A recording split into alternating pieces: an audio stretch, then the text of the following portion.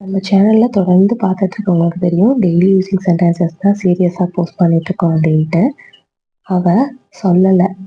என்கிட்ட அவ அத பத்தி சொல்லல அப்படின்னு சொல்லுவாங்க இல்லையா?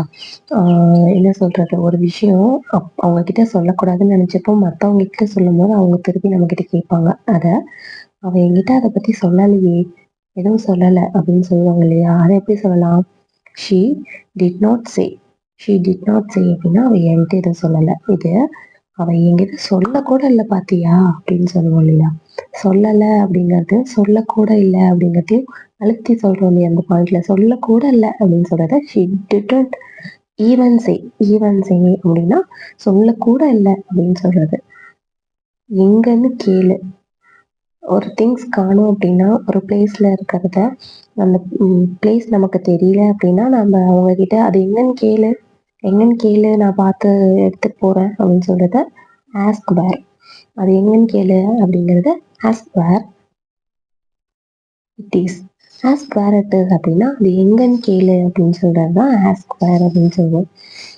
எனக்கு வர விருப்பம் இல்ல. ஒரு பிளேஸ்க்கு போறோம் அப்படின்னா, அந்த பிளேஸ்க்கு நம்ம போகவே விருப்பம் இருக்காது சுத்தமா. ஸோ எனக்கு வர விருப்பம் இல்ல, எனக்கு புடிக்கல, வர புடிக்கல அப்படின்னு சொல்றத எப்படி சொல்வோம்? I am not willing to come. I am not willing to come அப்படின்னா, எனக்கு வரவே விருப்பம் இல்ல அப்படின்னு சொல்றது. நான் சொல்லுறேன். அதாவது நான் சொல்றது தெளிவா கேக்குதா அப்படின்னு கேட்பாங்க இல்லையா? நான் சொல்றது தெளிவா கேக்குதா? உங்களுக்கு கிளியரா கேக்குதா? அப்படின்னு கேட்கறத can you hear me clearly? தெளிவா கேக்குதா? கிளியரா கேக்குதா? அப்படிங்கிறதுலாம் ஒரே மீனிங் தான். அவர உங்களுக்கு எப்படி தெரியும்?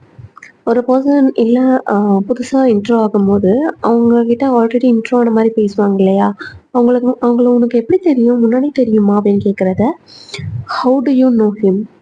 Have do you know him? அப்படின்னா, அவன உனக்கு எப்படி தெரியும்? அப்படின்னு சொல்றது. அது உங்களோட மாயம்.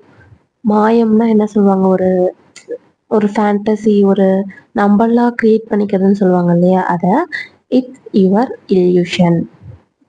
இங்க என்ன நடக்குது? இங்க என்ன நடந்துட்டுருக்கு? அப்படின்னு சொல்றத எப்படி சொல்வோம்?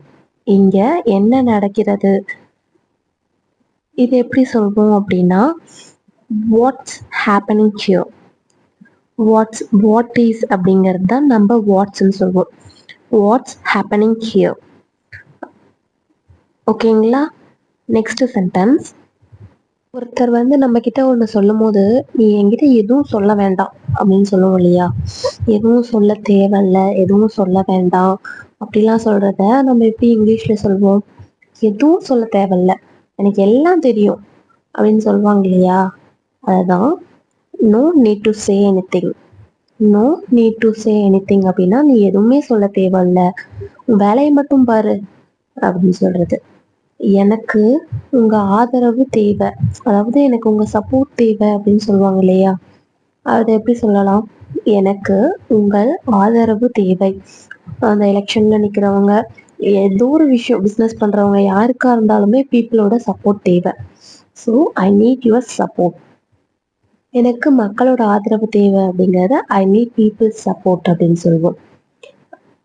இந்த சென்டென்சஸ்லாம் உங்களுக்கு ஈஸியாக புரிஞ்சிருக்கும்னு நினைக்கிறேன். என்னோட வே ஆஃப் டீச்சிங் எப்படி இருக்குன்னு சொல்லுங்க. அண்ட் உங்களுக்கு இன்னும் எந்த மாதிரியான சென்டென்சஸ் வேணும்னு சொல்லுங்க. நிறைய பேர் டெய்லி யூசிங் சென்டென்சஸ் கமெண்ட் பண்ணியிருந்தீங்க. அதுக்கு தகுந்த மாதிரி தான் வீடியோஸ் போட்டுட்ருக்கேன். அப்கமிங் வீடியோஸில் இன்னும் நிறைய போடுறேன். Stay tuned for next video. Tata bye. மறக்காமல் சேனலை சப்ஸ்கிரைப் பண்ணி வச்சுக்கோங்க.